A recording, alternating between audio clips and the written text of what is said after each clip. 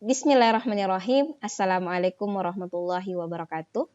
Bagaimana kabar kalian semua hari ini? Semoga senantiasa berada dalam lindungan Allah Subhanahu wa taala dan semoga Allah menganugerahkan kesehatan yang sempurna kepada kita semua. Baiklah, pada pertemuan kita hari ini kita masih membahas materi pokok indahnya membangun mahligai rumah tangga. Pada materi ini KD pengetahuan yang akan kita capai adalah menganalisis dan mengevaluasi ketentuan pernikahan di dalam Islam.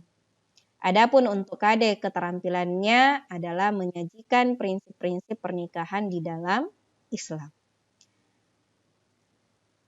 Untuk tujuan pembelajaran, pada hari ini kita akan mempelajari tentang menjelaskan pengertian rukun talak dengan benar, menganalisis bilangan dan macam-macam talak serta alasan jatuhnya talak dengan benar. Yang ketiga, menjelaskan pengertian iddah, lama masa iddah, dan hak wanita dalam masa iddah dengan benar. Kemudian yang keempat, menjelaskan pengertian hukum dan rukun rujuk dengan benar. Dan yang terakhir adalah memaparkan tentang ketentuan pelaksanaan pernikahan berdasarkan syariat Islam dengan benar dan percaya diri. Untuk materi kita, peta konsepnya itu mempelajari tentang ketentuan pernikahan di dalam Islam, dan untuk ketentuan pernikahan di dalam Islam ini kita telah menjelaskannya pada pertemuan pertama dan pertemuan kedua, ya. Adapun untuk hari ini kita akan fokus kepada hal-hal yang berkaitan dengan pernikahan. Nah, untuk itu hari ini kita akan menjelaskan tentang talak, iddah, dan rujuk. Oke, kita akan masuk kepada penjelasan yang pertama dulu, yaitu pengertian talak. Nah, apa itu talak? Nah, secara bahasa atau secara umum atau secara etimologi, talak berarti melepaskan ikatan. Adapun secara istilah, talak artinya lepasnya ikatan pernikahan dengan adanya lafal talak. Perlu kita pahami bahwa talak ini atau cerai, itu terjadi ketika adanya lafal talak, Dan lafal talak ini dikeluarkan dari lisan suami. Jadi talak tidak akan pernah terjadi ketika suami tidak pernah mengucapkan lafal talak. Namun ketika suami mengucapkan lafal talak dalam keadaan apapun, entah dia dalam keadaan bercanda, marah, bermain, ataupun kalau bahasa anak muda hari ini itu prank, itu tidak boleh, dan ketika itu terjadi maka talak itu telah jatuh. Nah, kemudian kita masuk pada penjelasan rukun talak, seperti yang kita telah pahami yang kemarin, bahwa rukun itu artinya sesuatu yang harus ada di dalam sebuah amalan, Jadi talak ini baru dikatakan terjadi ketika ketiga rukun ini ada dalam talak tersebut. Nah, apa rukunnya? Yang pertama adalah yang menjatuhkan talak atau suami, Jadi rukun yang pertama dari talak adalah adanya suami yang mengucapkan lafal talak. Kemudian yang kedua, yang dijatuhi talak atau istrinya. Nah, dan yang terakhir adalah lafal talak, Jadi ketiga rukun ini itu ketika tiga-tiga ini ada dalam satu kejadian talak, maka talak itu sah atau talak itu telah terjadi, berarti ikatan pernikahan yang tadinya ada kemudian lepas atau terjadilah perceraian. Nah, kemudian kita lanjut pada bilangan talak, Bilangan talak itu ada 3. Yang pertama ada dikatakan talak 1. Yang mana ini dikatakan talak 1. Talak 1 itu adalah talak yang pertama kali diucapkan seorang suami kepada istrinya, Nah, ketika talak 1 itu terjadi, maka boleh rujuk, masih bisa rujuk. Nanti kita jelaskan secara rinci pada macam-macam talak.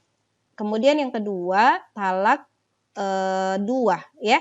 Yang mana itu talak dua? Ya, talak dua ini adalah talak yang terjadi setelah suami terlebih dahulu menalak satu dan kemudian rujuk. Atau biasa juga kita sebut dengan talak yang jatuh kedua kalinya kepada sang istri, ya. Dan untuk talak dua pun masih bisa rujuk. Kemudian yang ketiga adalah talak tiga, ya. Talak tiga. Talak tiga itu tidak bisa lagi rujuk, ya. Yang mana itu talak tiga? Talak tiga itu adalah talak yang jatuh untuk ketiga kalinya kepada seorang istri, ya.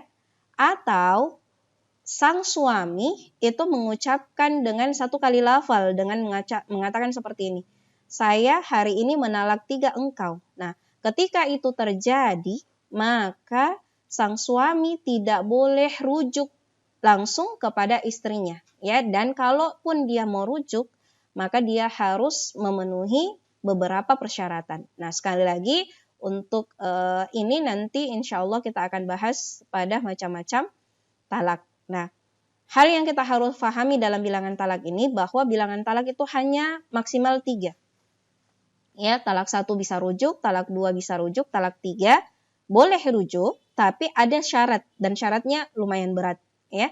Makanya kenapa para ulama kita itu tidak bermain-main untuk menyampaikan kepada kita, menasihatkan kepada kita untuk tidak bermain-main pada lafal talak. Karena lafal talak ini seperti tadi kita sudah jelaskan bahwa ketika suami mengucapkan, mengeluarkan dari lisannya, entah dia bermain, marah, ya, ataupun tidak sengaja, maka telah jatuhlah talak itu. Ya, makanya para ulama kita itu sangat menasihatkan kepada kita untuk tidak bermain-main pada lafal talak ini, ya, khususnya kepada suami. Nah, kita lanjut pada macam-macam talak, ya.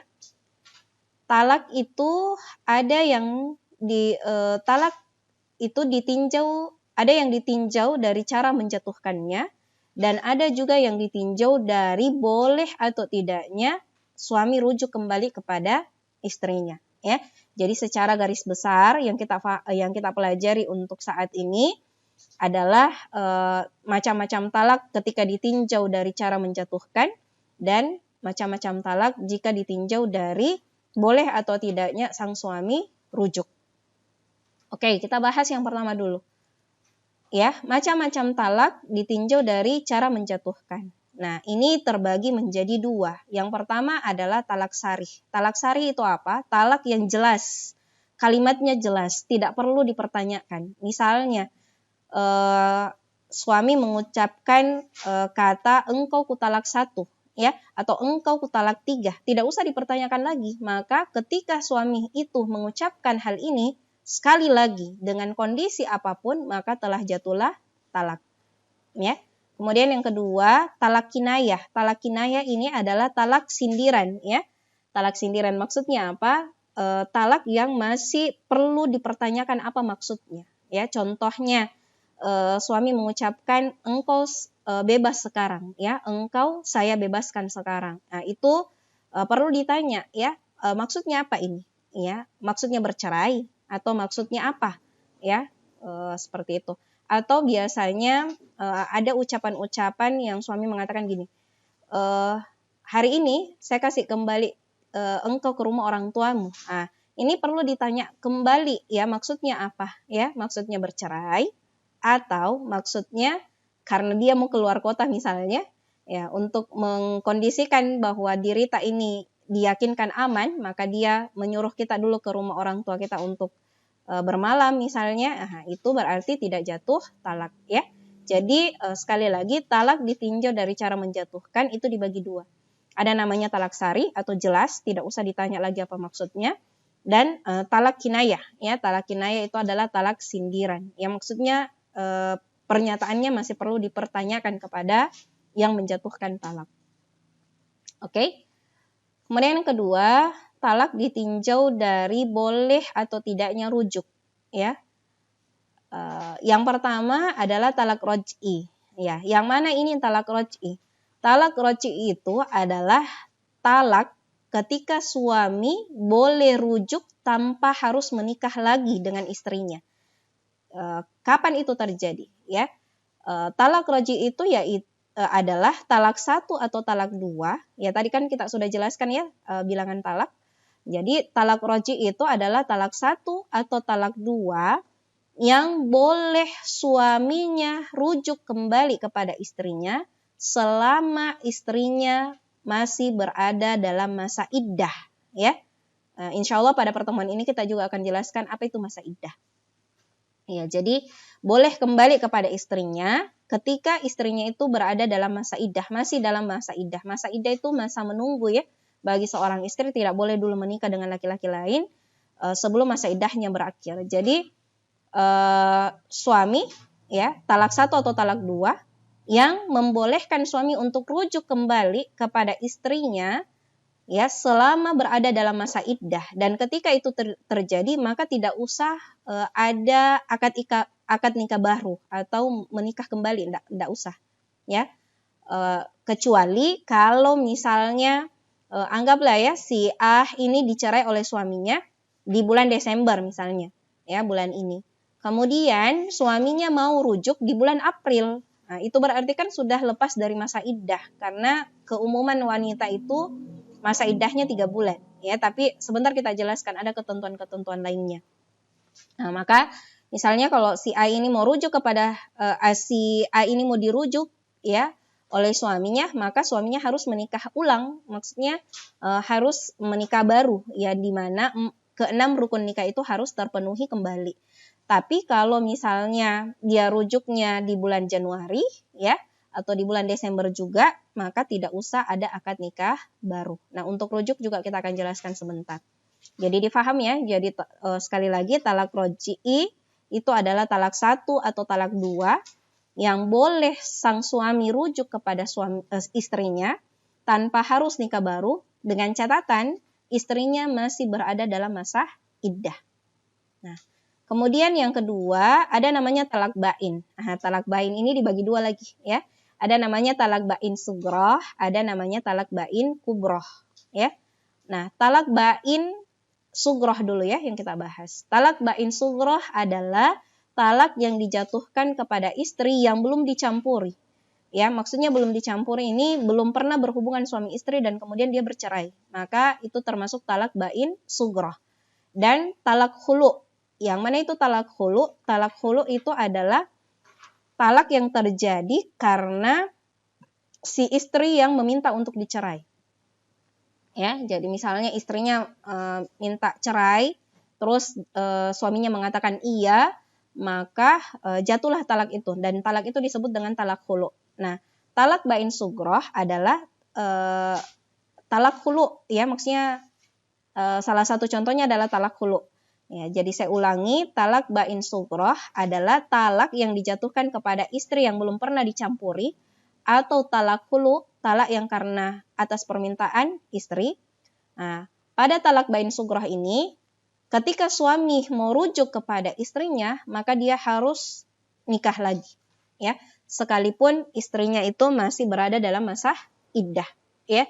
Jadi ya ada perbedaan ya, kalau talak roj'i itu bisa kembali langsung kepada istrinya, bisa rujuk langsung tanpa harus nikah baru selama dalam masa iddah. Tapi kalau talak bain sugroh ini adalah talak yang dijatuhkan kepada istri yang belum pernah dicampuri, atau ya talak yang jatuh kepada istri yang meminta untuk dicerai, dan ketika misalnya terjadi rujuk ya, maka mereka harus nikah lagi. Berarti ke-6 rukun nikah harus terpenuhi kembali ya. 6 rukun nikah kan kita sudah pernah jelaskan ya, bahwa yang pertama adanya mempelai laki-laki ya, adanya mempelai perempuan, ada wali, ada saksi, ada akad dan akdah mahar. Nah, terakhir dari talak bain adalah talak bain kubroh ya. Talak bain kubroh yaitu talak yang dijatuhkan dari suami sebanyak 3 kali atau talak 3 ya, dalam waktu yang berbeda atau dalam satu kali penjatuhan talak, di mana pada talak ini suami tidak boleh rujuk kepada istrinya sebelum si istri ini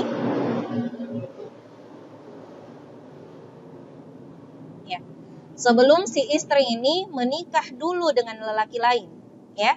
Jadi kalau talak bain kubroh ini adalah talak 3, di mana si istri tidak boleh langsung kembali kepada suaminya kecuali ya sang istri ini sudah menikah terlebih dahulu dengan laki-laki lain dengan syarat ya. Jadi misalnya ada seorang suami menalak 3 istrinya, dia tidak boleh langsung rujuk kepada istrinya kecuali si istri ini menikah dulu dengan laki-laki lain ya. Kemudian dia harus memenuhi ada 4 syarat. Yang pertama itu tadi menikah dengan laki-laki lain, kemudian bercampur dengan laki-laki tersebut atau berhubungan suami istri dengan laki-laki itu, kemudian dia dicerai dan selesai masa iddahnya ya. Barulah kemudian bisa kembali kepada suami yang pertama. Seperti itu. Makanya sekali lagi talak itu bukan permainan ya. Hati-hati ya, khususnya bagi kalian ya calon-calon suami ya. Nah, seperti itu. Oke, kita lanjut. Alasan jatuhnya talak ya, alasan jatuhnya talak. Nah, perlu saya jelaskan terlebih dahulu bahwa ketika alasan ini ada dalam sebuah pernikahan, bukan berarti bahwa pernikahan itu otomatis selesai atau bercerai. Namun, ya, ketika alasan ini ada dalam pernikahan itu, maka alasan ini bisa dijadikan sebagai hujjah atau alasan untuk terjadinya talak. Ya. Alasan jatuhnya talak yang pertama adalah ila, ya. Apa itu ila? Ila itu adalah sumpah seorang suami bahwa ia tidak akan pernah mencampuri istrinya. Ya, jadi ketika misalnya ada suami yang bersumpah bahwa dia tidak akan pernah lagi mencampuri ya atau menggauli istrinya, maka ila ini ya itu bisa dijadikan alasan untuk jatuhnya talak. Kemudian yang kedua adalah li'an. Ya, apa itu li'an? Sumpah seorang suami yang menuduh istrinya berselingkuh ya atau berbuat zina dan dia tidak mampu untuk membuktikan ya apa yang disampaikan oleh si suami ini ya. Maka pada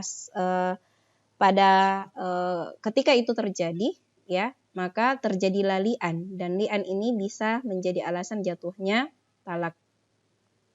Kemudian yang ketiga adalah dizar, ya atau zihar. Ya, apa itu zihar? Zihar adalah ucapan suami kepada istrinya yang berisi perumpamaan istrinya dengan ibunya. Ya, maksudnya diserupakan istrinya dengan ibunya. Ya, dan ini menunjukkan bahwa dia tidak punya keinginan lagi terhadap istrinya. Ya, misalnya ucapan engkau seperti punggung ibuku. Nah, maka ucapan seperti ini itu menandakan bahwa sang suami tidak punya ketertarikan lagi kepada istrinya. Nah, dan ketika itu terjadi, maka alasan ini ya bisa dijadikan alasan untuk jatuhnya talak. Kemudian yang berikutnya adalah khulu, ya khulu. Apa itu khulu? Khulu ini tadi kita sudah jelaskan sedikit bahwa khulu itu adalah talak yang jatuh dari suami karena istri yang meminta untuk dicerai. Ya. Talak khulu ini biasa juga disebut dengan talak tebus. Ya, kenapa dikatakan talak tebus? Karena ketika istri meminta cerai dan terjadi perceraian karena jatuh talak dari suami, maka mahar yang pernah diberikan pada saat akad nikah itu diberikan kembali kepada suami. Kecuali suaminya atau mantan suaminya ini merelakan, maka itu tidak mengapa. Ya, kemudian yang ketiga, 5 ya, fasak. Fasak itu rusaknya ikatan pernikahan karena beberapa sebab. Misal ya, akad nikah yang terjadi ternyata akad nikah yang menikahkan antara sesama mahram. Ya, misalnya ada yang menikah, kemudian nanti setelah terjadi pernikahan baru diketahui bahwa ternyata mereka menikah sebapak, sedarah ya, sedarah sebapak ya, atau seibu, maka rusaklah pernikahan itu. Atau pernikahan yang terjadi beda agama, maka pernikahan itu tidak sah. Kemudian yang terakhir adalah hadana. Ketika terjadi perceraian, maka ada yang disebut dengan hadana. Hadana itu adalah hak asuh anak. Nah, para ulama kita itu kemudian menyampaikan bahwa ketika anak itu masih dalam usia bayi ya, atau masih usia yang belum balik ya, belum bisa membedakan yang mana yang baik dan yang mana yang buruk, maka pengasuhannya itu lebih diberikan kepada ibunya. Kecuali ibunya menikah ya, maka boleh diambil pengasuhannya oleh ayahnya. Nah, kalau dia sudah balik, maka diserahkan kepada si anak tersebut ya, karena hak anak tersebut memiliki hak di mana kemudian mereka menginginkan pengasuhannya ya. Nah, itu alasan jatuhnya talak ya. Untuk perkara talak kita selesaikan pada materi tadi. Nah, sekarang kita masuk pada materi yang baru adalah iddah. Apa itu iddah? Iddah secara bahasa artinya ketentuan bilangan. Adapun secara istilah artinya masa menunggu bagi seorang wanita yang sudah dicerai suaminya sebelum dia menikah lagi dengan laki-laki lain. Ya, atau secara singkatnya kita bisa pahami bahwa masa iddah itu adalah masa di mana wanita tidak boleh dulu menikah setelah dia dicerai sampai masa iddahnya selesai, baru dia bisa menikah dengan laki-laki yang lain. Ya, seperti itu. Kemudian lama masa iddah. Nah, coba diperhatikan. Yang pertama, wanita yang sedang hamil dan terjadi talak padanya, maka masa iddahnya sampai anaknya lahir atau sampai melahirkan anaknya. Ya. Kemudian yang kedua, kalau wanita itu tidak hamil, kemudian dia dicerai mati, maksudnya suaminya meninggal ya, maka masa iddahnya adalah 4 bulan 10 hari. Kemudian yang ketiga, kalau wanita yang dicerai itu masih dalam keadaan haid, ya maksudnya masih produktif, masih setiap bulan dia haid, ya atau masih haid ya, seperti itu, maka masa iddahnya adalah 3 kali quru. Ya, perhatikan di sini disebut 3 kali quru, bukan 3 bulan. Apa itu 3 kali quru? 3 kali quru adalah 3 kali suci dari haidnya. Ya, kenapa bukan 3 bulan? Karena wanita itu punya kebiasaan haid yang berbeda-beda, ya. Ada yang haid misalnya sebulan sekali, maka 3 bulan. Karena 3 kali dia bersih dari haidnya. Kalau ada wanita yang masa haidnya misalnya 3 bulan sekali, ya, maka masa iddahnya itu 9 bulan. Ya, intinya berapa kali dia bersih dari haidnya. Bahkan kalau ada wanita yang haid dalam sebulan itu 2 kali, maka masa iddahnya cuma 1 bulan 1 bulan setengah. Ya, tergantung berapa lama dia bersih dari haidnya. Kemudian yang keempat adalah wanita yang tidak haid lagi atau menopause ya. Wanita yang tidak haid lagi atau menopause yang tidak produktif lagi, maka masa iddahnya 3 bulan ya. Dan yang terakhir, wanita yang dicerai namun dia belum dicampuri oleh suaminya, maka dia tidak memiliki masa iddah.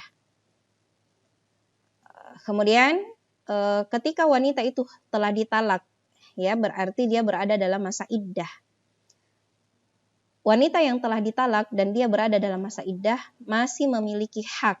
Apa-apa haknya? Yang pertama, kalau perempuan yang ditalak itu berada dalam talak roj'i, maka suami yang menalaknya itu masih punya kewajiban untuk 1, memberikan tempat tinggal. Bahkan para ulama kita itu menganjurkan selama dalam masa iddah, perempuan itu tidak keluar dari rumah suaminya dulu atau mantan suaminya. Ya. Bahkan dianjurkan mereka untuk bersolek ya, agar terjadi rujuk. Ya.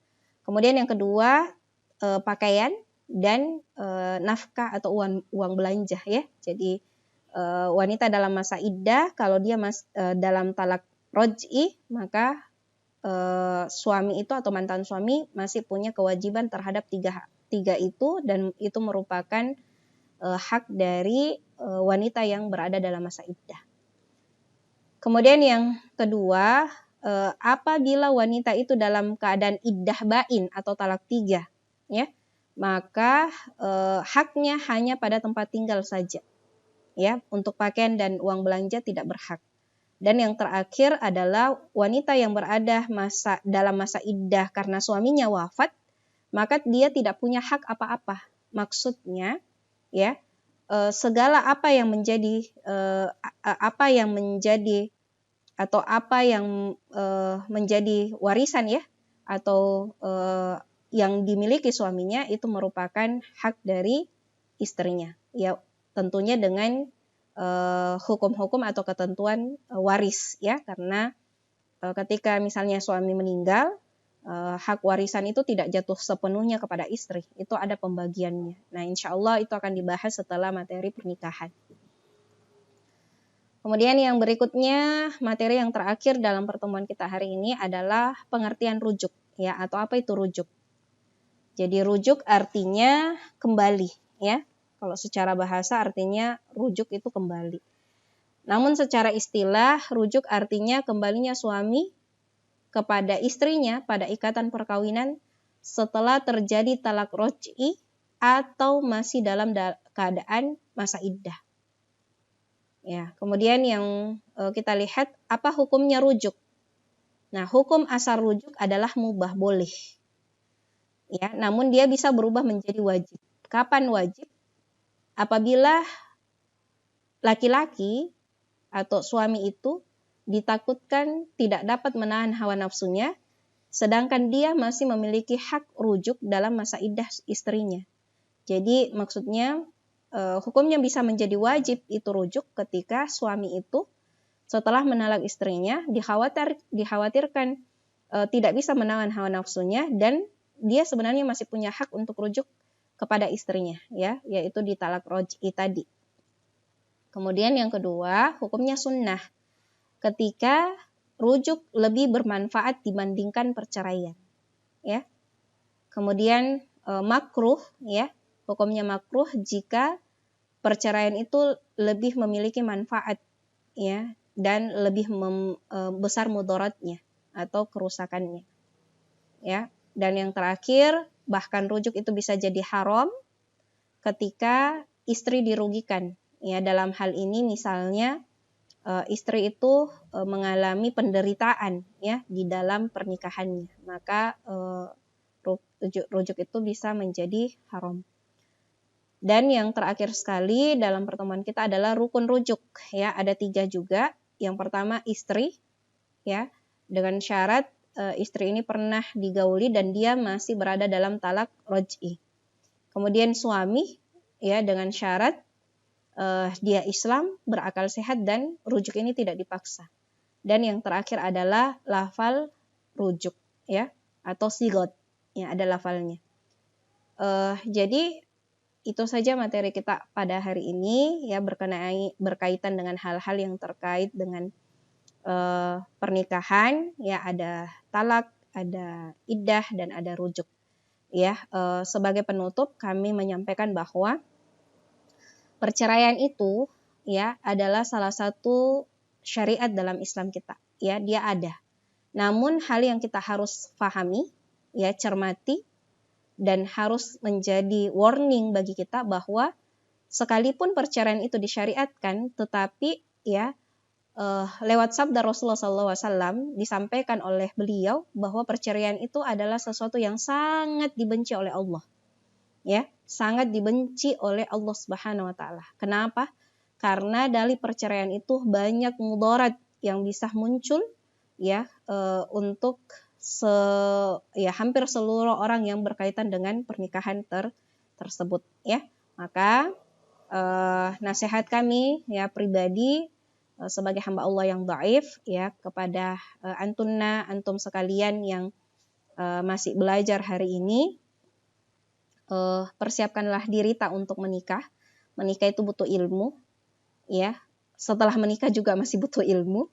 sehingga kita tidak jatuh pada perangkap setan, ya, sebab setan itu memang mendamba-dambakan hancurnya sebuah tali pernikahan, ya, karena dari seluruh lembah kemaksiatan yang paling mereka inginkan adalah ketika ada sepasang suami istri itu bercerai, bahkan mereka itu diarak-arak, ya, atau mendapatkan mahkota, ya, dari pimpinan-pimpinan mereka, para setan, dan dikatakan bahwa dia adalah setan yang paling berhasil karena telah menghancurkan pernikahan. Ya, maka sekali lagi pernikahan itu adalah syariat Allah yang masya Allah, ya, yang sangat subhanallah sekali, ya, karena ibadah yang panjang, ibadah yang paling panjang, dan kita butuh ilmu untuk mengarungi hal tersebut, ya.